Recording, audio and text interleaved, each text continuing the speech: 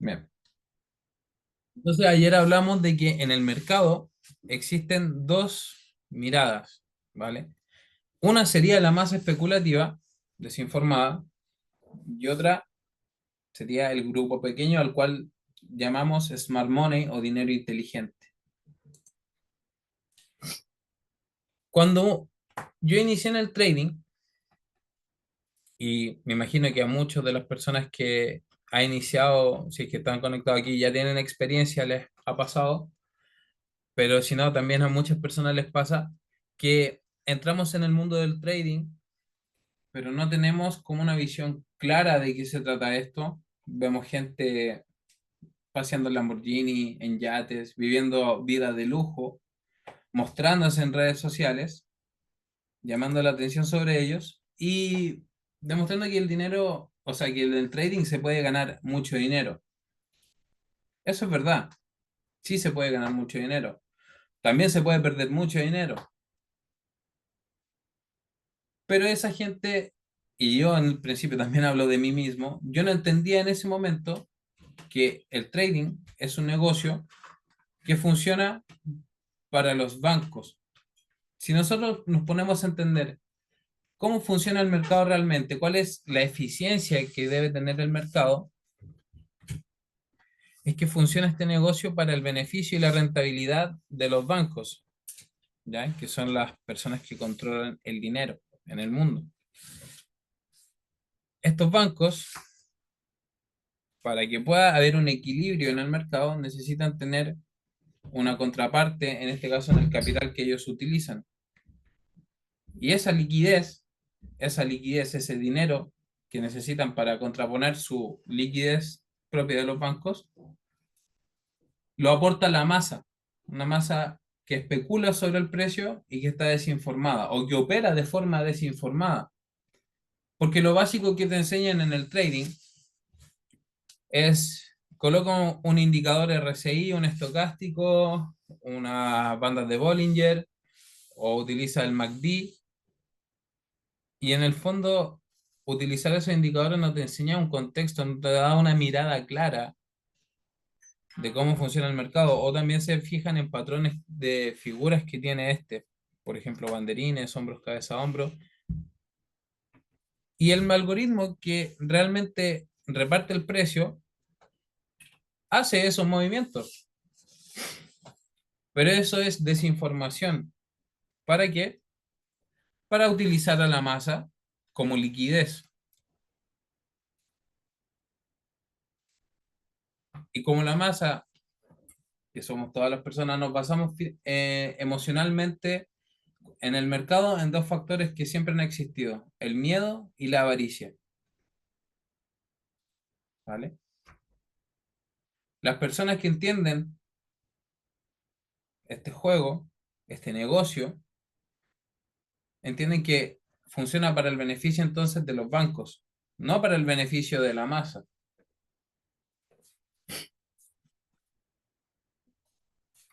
¿Bien? Entonces, el paradigma de eficiencia de mercado nos hace tomar conciencia de que el mercado en sí tiene una lógica y tiene que funcionar de una forma eficiente entre las órdenes de compra y venta que se hacen en el mercado. Ahora, ¿quiénes son los dueños de los productos que se comercian? Los proveedores de liquidez, que en este caso son los bancos. Por ende, ese negocio va a incentivar a que la masa especule y opere y se meta dentro del mercado sin tener información adecuada y los va a manipular para utilizarlos como liquidez. Y en este caso se va reflejado como pérdida. Al entender esto, entiendes que hay algo más detrás, que es el principio. Esto es el principio de lo que yo enseño en un año, ¿ya? Entonces, cuando iniciamos en el trading, o cuando yo empecé en el trading, esto se veía borroso. Uno entraba, operaba, yo entré en una academia de network marketing que se enfocaba más en el network marketing en realidad que en hacer trading. Y se hablaba, se proponía más de un negocio, entonces finalmente no se entregaba una información clara y lo que te decían prácticamente las clases era que colocara un indicador, algunas cosas más avanzadas, pero que en sí no tienen lógica. Y más adelante, obviamente, dentro del proceso, porque me gustaba el trading y me vi perdiendo cuentas, perdiendo dinero, no teniendo resultados consistentes a lo largo del tiempo, porque no entendía, me iba bien, de repente me iba mal, decía que era el psicotrading, que era la psicología, y claro, en un parte de eso tiene que ver la psicología, pero otra gran parte de eso tiene que ver el análisis técnico en el resultado hacia el éxito en el trading.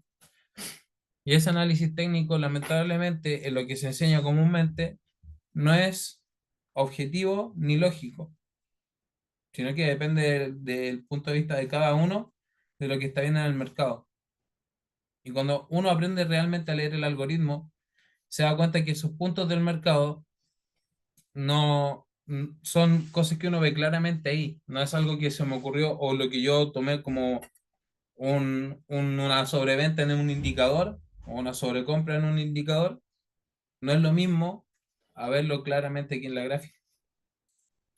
Entonces, ayer hablamos de que en una configuración de comercio existen cuatro procesos, cuatro áreas de trabajo que realiza el algoritmo para mover el precio. ¿Alguien se acuerda? Bueno, ahí están las cuatro fases que hablamos ayer.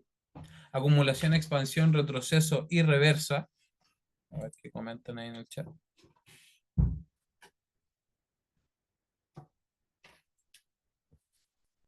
Bajo los factores de especulación como traders, ¿nos conviene que a los otros les vaya mal?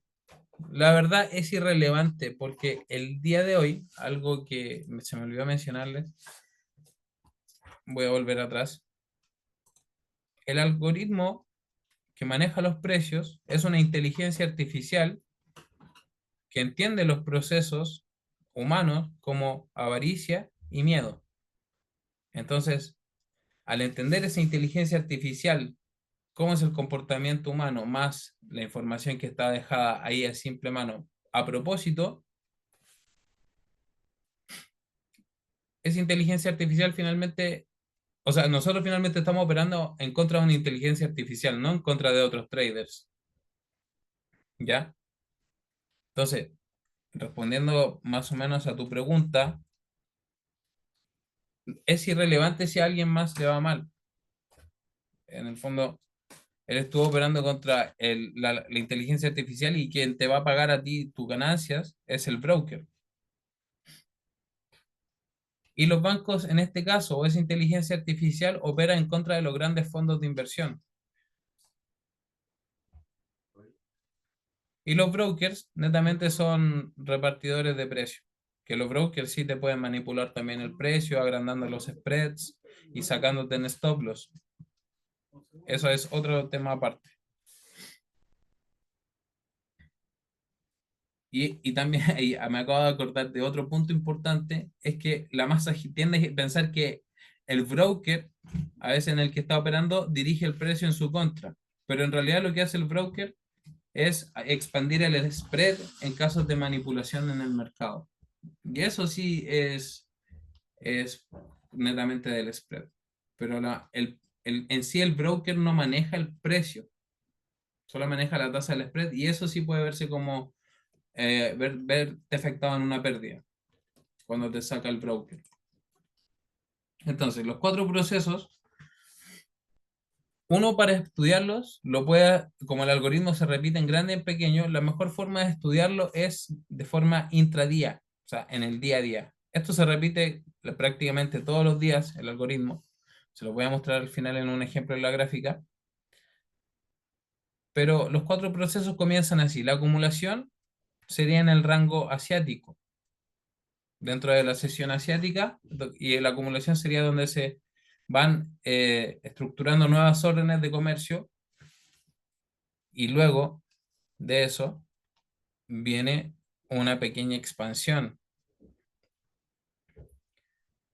Esa expansión termina con una reversa, que sería en la apertura prácticamente de Londres, y durante la sesión de Londres hay una expansión. Esa expansión termina previo a la sesión de Nueva York. O sea, Cuando termina a las 5 de la mañana la apertura de Londres, el mercado nuevamente comienza a consolidarse. Luego en Nueva York puede hacer una expansión o una reversa. Luego de esa reversa puede venir otra expansión. Y ya acercándose el precio a las 10 de la mañana, el precio puede hacer otra reversa, ya acercándose al cierre de Londres, entre las 10 y las 11 de la mañana. Ahora, ¿cuáles son los puntos de referencia para poder identificar esas zonas? Están acá, son los bloques de órdenes, las brechas de valor razonable y los vacíos de liquidez, las zonas de equilibrio y las cacerías de stop, perdón, las zonas de liquidez y las cacerías de stops y el equilibrio. Ahora, el día comienza así. Así se reparte el precio a través del algoritmo interbancario. El día comienza con un equilibrio de precios, luego de eso viene una manipulación, luego la expansión, luego una reversa, luego puede ir una expansión nuevamente, luego de eso un retroceso o una reversa, a continuación de ese proceso otra expansión y finalmente termina en una consolidación. Esto quedó grabado, pero si lo anotaron es mucho mejor, ¿vale?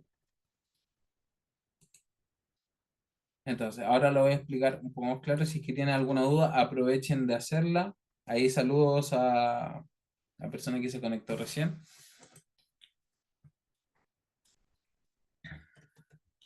Entonces, ¿cómo funciona el reparto de precios? Primero, acumulación. Aquí es donde comienzan a acumularse órdenes, como dice el nombre, y luego de esa acumulación, donde se construyen órdenes, hay un movimiento donde se inyecta liquidez en el mercado para que se mueva. Entonces, siempre después de una acumulación va a venir una expansión.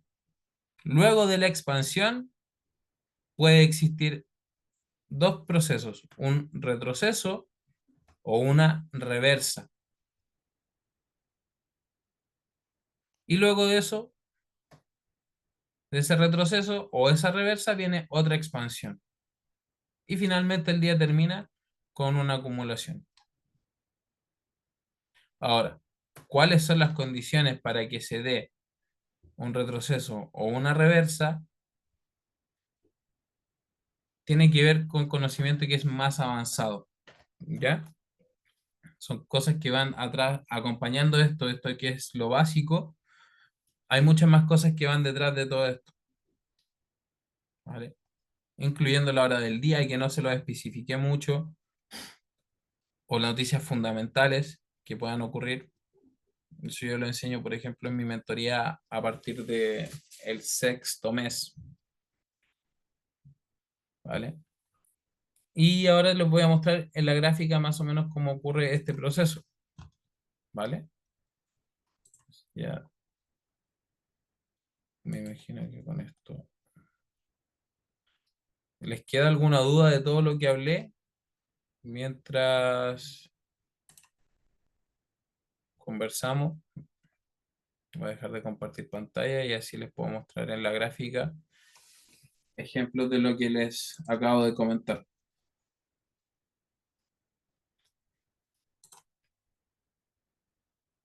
¿vale? Coméntenme en la gráfica, o sea, perdón, en el chat, mientras yo busco aquí ejemplos de la gráfica para poder enseñarles.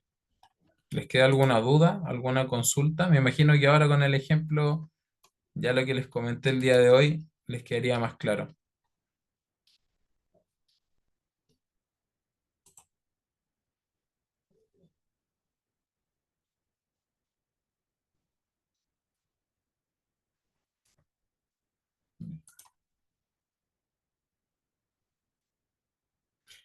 Genial, Kai.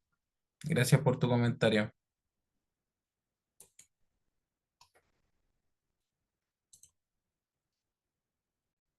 Entonces aquí tenemos la página de TradingView. Voy a seguir leyendo los comentarios mientras carga la página.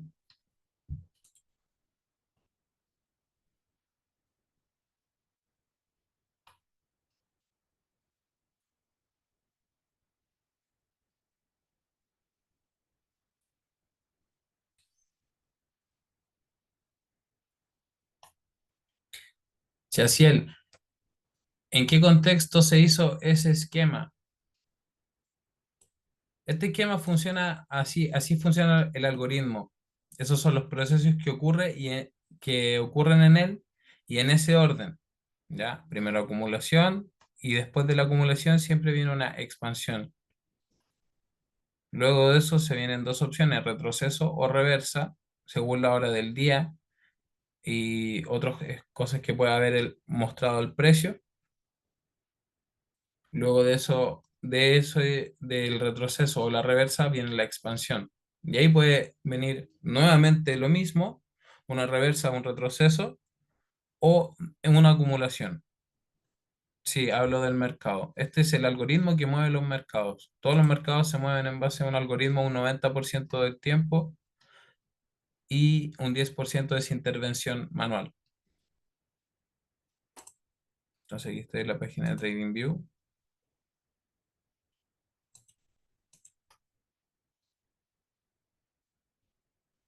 y les voy a mostrar un ejemplo del trade que tomé el día de ayer.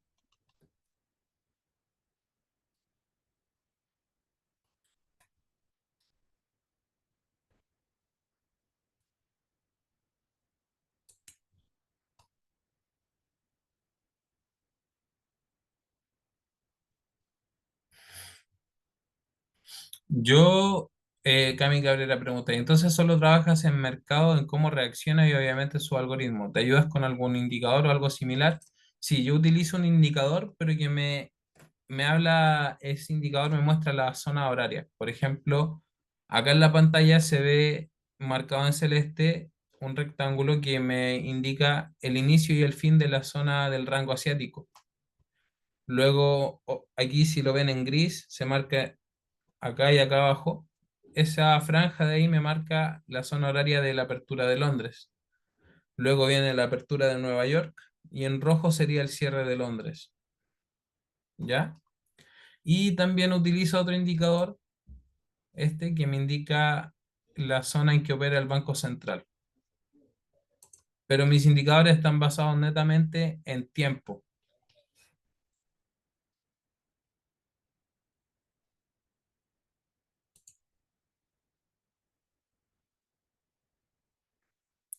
El indicador que tengo se llama Kill Zones, ¿vale?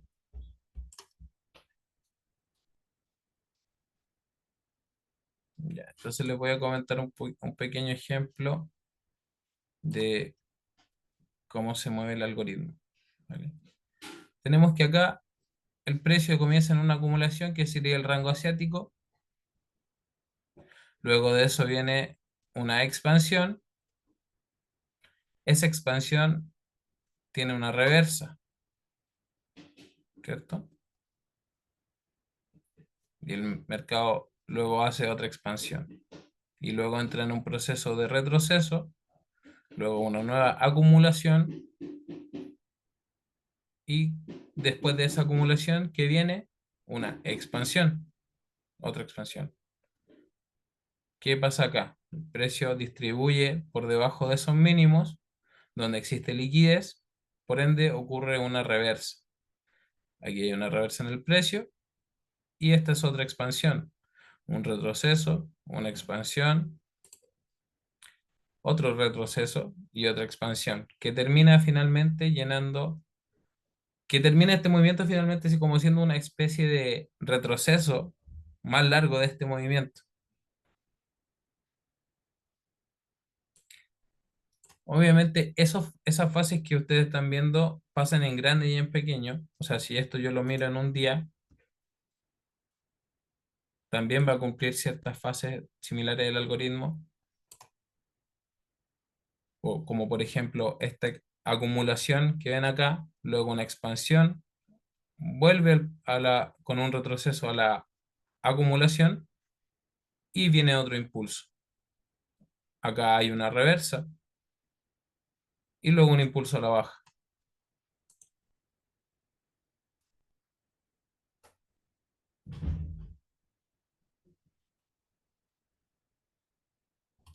Índices sintéticos también. De hecho, los índices sintéticos se mueven prácticamente 100% en un algoritmo, por lo que es más fácil operarlos, ya que tienen menos intervención manual. Cuando yo hablo de intervención manual, me refiero a esto, al análisis fundamental. ¿Qué pasa? Que cuando hay noticias de alta volatilidad, yo las veo en Forex Factory, todas estas carpetitas rojas me indican noticias de alta volatilidad. En estos momentos es cuando puede ocurrir una intervención manual en los mercados, ¿ya? Y eso lo pueden ver cada semana. Obviamente, si hacen trading, la idea es que lo vean el día domingo y estén preparados ya con su plan de trading para qué día va y qué sesión en la que operan va a haber alta volatilidad para evitar operar esa sesión. Yo no recomiendo operar las noticias de alta volatilidad. Para mí, operar una noticia es apostar prácticamente por la intervención manual que hay en los mercados. Voy a ver si hay más preguntas. Exacto. O sea que esa expansión puede ir a la alza, a la baja, en una micro o macro temporal. Exacto. Las expansiones pueden ir al alza o a la baja. ¿Ven? Obviamente, poder estudiar estos procesos del algoritmo es más fácil hacerlo de intradía que en temporalidad diaria, porque está el factor tiempo. En temporalidad diaria demora más que ocurran estos procesos, poder identificarlos. Obviamente, si tenemos en consideración la temporalidad diaria, vamos a tener una mayor probabilidad de dirección cuando operamos en temporalidades pequeñas. Y si operamos en temporalidades pequeñas, podemos ver que este proceso se repite todo el tiempo y poder sacarle provecho y poder estudiarlo obviamente todos los días. El algoritmo de esto, estas fases del algoritmo se repiten todos los días. Vamos a estudiarlo de nuevo. Aquí en la sesión asiática, como este par es la libra yen, tiende a moverse un poco más en la sesión asiática, ¿ya? Entonces, previo a este impulso que ocurrió en la sesión asiática, hay una consolidación. Entonces ocurre la consolidación, se impulsa el mercado a la baja, ¿ya? Hay una reversa y luego otro impulso. La reversa es un cambio de dirección, ¿ya? Y el impulso es el movimiento largo, para que no confundan que esa es una reversa. No, el impulso, reversa, impulso. Retroceso, impulso pequeño, otra consolidación y otro impulso. Consolidación, impulso, reversa y el precio distribuye a la baja. Es lo que habíamos visto anteriormente. Lo vemos en otro par, el euro dólar.